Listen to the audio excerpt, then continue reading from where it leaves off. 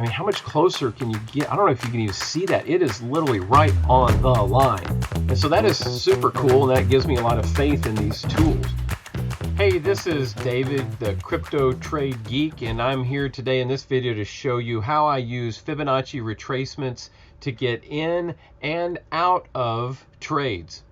It's one thing, and I know a lot of YouTube channels will talk about how to get into trades, but I also want to focus on how to get out of trades.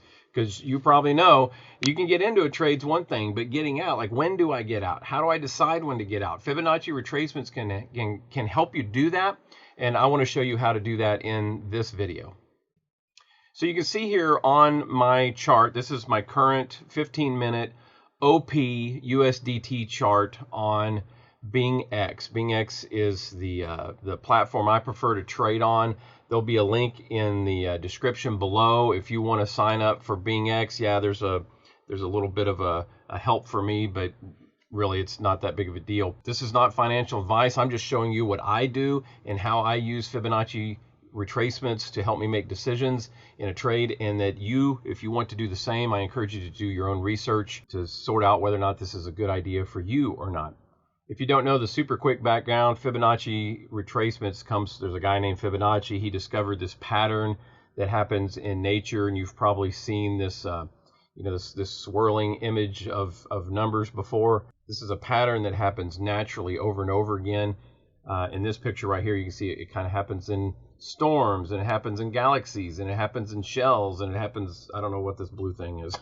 It happens in pine cones, and in cactus, and there's several other things all down here, right? So this happens over and over again in nature. It also happens in mathematics and other things. You may say, well, what does that have to do with trading and the market? Well, the market is part mathematics, it's finance, it's also emotion and psychology, and it involves humans making decisions. And so there's a natural element to it that makes these Fibonacci retracements pretty frequent enough that you can use them to make decisions for yourself. So let me show you again, or let me say again, let me show you, let's get right into it. Let me show you how it works. First, an example from my chart right here. You can probably see that there are several Fibonacci drawings. There's one right here. There's one right here that I'm actually currently using. We'll probably talk about that in a few minutes. There's a bigger one that comes all the way down here, takes up this whole space. And then there's an even bigger one that comes all the way down, takes up pretty much the whole screen and more. Right? I've got several Fibonacci's all stacked on top of each other. But let me go to a blank chart. This is also OP. First, let me show you a little bit about how Fibonacci's work, just in as far as like the drawing part goes. So first of all, it's the second one down here. There's a whole bunch of tools. If you click on the little arrow, you'll see all kinds of tools, and a lot of them say fib. You got a fib spiral and a fib speed resistance and a fib channel and pitchforks, and I don't know, all this other kind of stuff. I mostly just use this fib retracement. You can click the star if you want. That will put it on your favorites. Like I have a favorites bar that has the stuff that I use all the time. Or you can just click here, and like I said, it should be, unless you've clicked something else, it's the top one. It'll probably be the one that's already selected.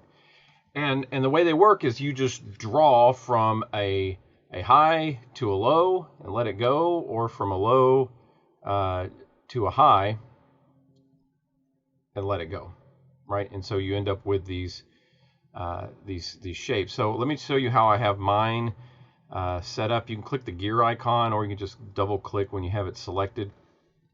My style, I'll go through it super quick, but you can pause the video if you want. But basically, I just use 0, 0.5, 618, 786, and 1. All of them are gray, except for 618 is kind of this pale yellow, and 786 is orange.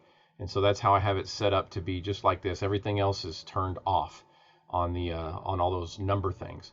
So that's the shapes, but the way they work, let me just tell you generally in theory, if you have an uptrend that's going up, it retraces a little bit, and it's going up, and it starts to retrace a little bit more, right? It looks like it's going to come back down. What we're curious about is how far down is it likely to go, right? how far down do we think this is going to go? In this previous one, we see that it went down. It went from here to here. That's how far down it went. Now, is it going to go that far down again the next time? We actually have no idea. That's where Fibonacci's can help us. So we're on an uptrend, right? So when you're on an uptrend, you're going to use Fibonacci in an upwards direction, meaning you're going to start at the bottom of this trend somewhere, and you're going to drag to the top. So you're going to find a low point. So we'll call this right here a higher low. So this is a higher high and a higher low, and then another higher high, and we're thinking maybe a higher low and then keep going, right? But we don't know. We're only in the middle of this. So we're going to click from here, and we're going to drag this Fibonacci tool up to the top of this thing right here, right? And so that is our Fibonacci. Now you can use your mouse and you can drag over, and you can use that line to kind of line it up. Again, it's not perfect, but I can get kind of perfectionist about it sometimes, but this is the general idea. So here's what you got. Now, if you continue to watch it as time goes on, here is what we're looking for. So this is the big meat of the matter of using this tool. As price comes down, we're looking for one of two things to happen. Either a bounce. If we get a bounce, that means it's going to continue to go up. Or if it goes through, that means it's going to turn around and go down. Generally, I say it means it's going to. There's nothing for sure in the market. But let me, if you want to read a great book, there's a book called Trading in the Zone. And one of the things they talk about is there's nothing for sure in the market. Nothing at all, right? Anything could happen. So you always got to be prepared. So, but in this market, we're looking at, okay, what is price likely to do? So here's the two scenarios. A bounce, number one. If price continues to come down, we're going to look for a bounce somewhere in this area, maybe all the way to the 786 line, and then start to go back the other way. And if that happens, there is a very good chance, not guaranteed, but a very good chance that price is going to keep on going and make a higher high. Higher than what? Higher than this high right there.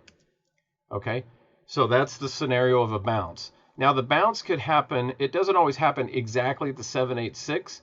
Sometimes it happens at the 618. Sometimes it happens at the 0.5 line. That's the reason I have those in. I don't like the 0.5 line as much, but I keep it there because it happens enough to notice this. But anywhere between the 618 and the 786 is called the golden pocket. So that's the golden pocket. Why they call it a golden pocket? Because it's gold. When it bounces out of that area, then you can start to, you can go, oh, I can make some money here. I can make some gold on a long. Okay. The other scenario is if it breaks through. If price comes down and goes past this 786 line, then it is more than likely, not guaranteed, going to make a lower low. Lower than what? Lower than this low right here, the low where you started your Fibonacci drawing, right? Or earlier when we were talking about the high where you started your Fibonacci drawing. So that's the basics of uptrends. Let me tell you, the downtrend would be just the opposite. Your price is going down, it comes up, it goes down a little bit more, and it starts to go up. And so we're going to do the same thing here that we did on the last one, which is to grab our Fibonacci tool. And because we're in a downtrend, we're going to pick a high, and we want to draw our tool down like that. Well, whoopsie-doos. Okay, I'm going to have to redraw that line. I accidentally deleted it. Let's see, no, don't worry about it. So price goes down, up, down, starts to come back up, right? We want to know how far up is it likely to go. So we're going to go from here. We're going to drag down because we're in a downtrend, right? And click it right there. So what we're looking for is price going to come up and bounce? And if it bounces, what is going to happen? Likely we're going to get a lower low, right? And the opposite, if it doesn't bounce, if it goes through the 786 line, it's likely that it's going to keep going and make a higher high, higher than this one right there. Okay, so that's the gist. Let's put it on a chart, okay? Because that's the thing that's going to matter and make the difference, for you and me.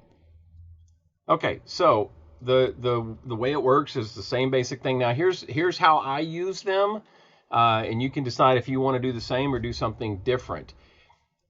If the Fibonacci tool, if I draw it and it doesn't, I don't know how to say it. It's like if it doesn't match up quite right, if it doesn't play out, then I don't use it. Right? There's several other tools, and maybe I'll make a playlist of all these tools combined together. But it doesn't always work out. Okay? Again, there's no like magic formula for the market, right? So let's take what I was going to do is honestly go back and look at my chart. What I have, I have some stuff set up, and I'll just kind of show you how I was using it and how I'm probably going to use it here in just a minute. Let me figure out which, okay, that's the one I want to talk about. Let's get rid of that one. Let's get rid of, we'll get rid of that one. This is the long, big one. Okay, yeah, so here's an example of where I was I actually got in a trade because price was moving up in this channel. It was bouncing high and low, and it was going to higher low, right? But then it came out of the channel and started to do this retest, right? And sometimes you've probably seen this. It's really frustrating when price sometimes will break out of a channel and it'll just skip along the bottom of the channel what feels like forever, right? I don't know if you've been in that kind of situation, but if you have, it's really, really annoying. And so what I did, and what I frequently do, is I will draw a Fibonacci from this high to this low where it broke out, and then I'm looking for a bounce somewhere along this 618, 786 area, right? And as you can see, it came really, really, really close. Which trend line is that? There you go. Let's get that thing out of the way. And this looks like it's actually a little high. There you go. So you can see price came down, and then as it started to retrace, this is why it's called a retracement, a Fibonacci retracement. Price retraces. If you're on a downward trend, it retraces up and then keeps going down or whatever, right? And so you can see that we had a bounce in this 0.5 to 618. It didn't quite reach the golden pocket, but it was enough for me, and I did get into a short. I don't remember the exact details of it, but somewhere around here I got into a short. I put my stop right above the 618 line, and then I know I didn't get all of this because I think somewhere around here when it started to come back up is where I closed out my trade. Somewhere in this neighborhood. So I got a 4% trade, and that's with no leverage. I was using some leverage, so if you're using like, let's say 10x, that's a 40% gain on your money. So that's one example of how to use Fibonacci retracements. You can also use it to decide, let's say we want to decide when to get out. Maybe this is what I did. I don't remember.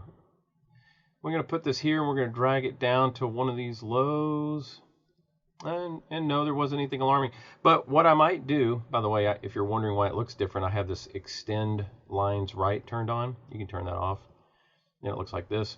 It doesn't, extend all the way out to the side.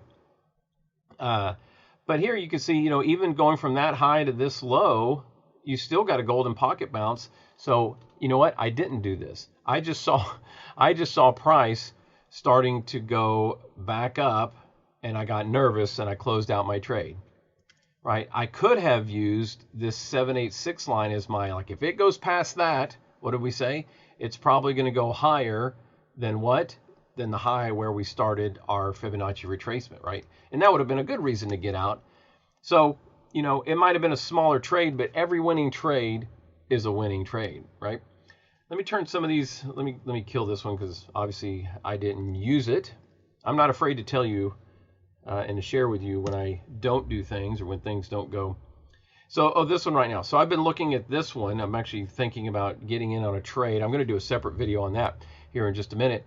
But this Fibonacci retracement right here from this high to this low, and look where, this is the stuff that like blows my mind when I'm using Fibonacci retracements. when it goes exactly to a line like here, I mean, exactly to 618.